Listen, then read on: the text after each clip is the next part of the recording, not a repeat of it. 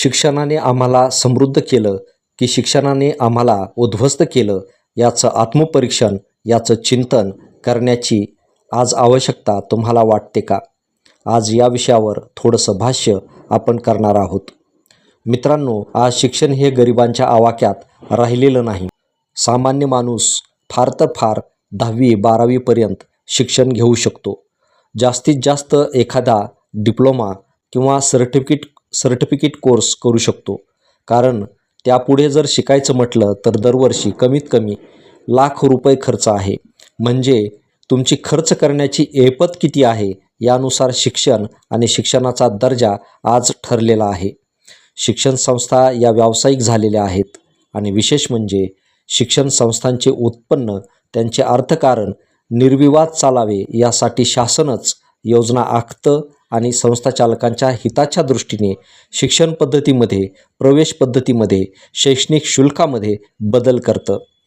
यामध्ये विद्यार्थ्यांची गुणवत्ता, क्षमता, परिस्थिती आणि राष्ट्रीय हिताच्या दृष्टीने विद्यार्थ्यांचे भवितव्य दूरपर्यंत दिसत नाही. म्हणूनच काल सुधीर मुनगंटीवार यांनी अर्थसंकल्पीय अधिवेशनात राज्याच्या शैक्षणिक धोरणावर प्रश्नचिन्ह उपस्थित केले. शिक्षण हे विकण्यासाठी नाही, तर शिक्षण हे संस्कारासाठी आहे. स्वैराचारी शिक्षण नको असा खडा सवाल त्यांनी उपस्थित केला.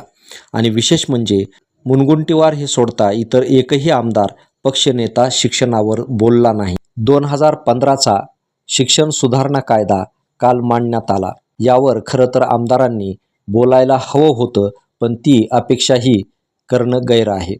कारण शिक्षण संस्थाच या राजकीय लोकांच्या आहेत. म्हणजेच राजकीय लोकांच्या हितापेक्षा, त्यांच्या हव्यासापेक्षा शिक्षण महत्त्वाचं आहे ना, समाज महत्त्वाचा आहे ना, युवा तरुणांचं भविष्य, त्यांचा भविष्यकाळ महत्त्वाचा आहे. म्हणून शिक्षणाचं बाजारीकरण आणि त्यातील अर्थकारण हे दिवसेंदिवस आसुरी पद्धतीनं वाढत आहे. एकीकडे हा शिक्षण सुधारणा कायदा पारित केला जातोय आणि दुसरीकडे आझाद मैदानावरती डॉक्टरांचं आंदोलन सुरू आहे. 2022 पासून वैद्यकीय शिक्षण घेणाऱ्या विद्यार्थ्यांच्या नीट PGच्या परीक्षा प्रलंबित आहेत. म्हणजे वैद्यकीय शिक्षणासाठी लाखो करोडो रुपयांचे शैक्षणिक शुल्क घ्यायला बरे वाटतात, परंतु जेव्हा त्यांच्या बेकारीचा, उदरनिर्वाहाचा, त्यांच्या भविष्यकालीन वाटचालीचा प्रश्न येतो, तेव्हा सरकारला विद्यार्थ्यांच्या शैक्षणिक प्रश्नांची आठवण देखील होत नाही.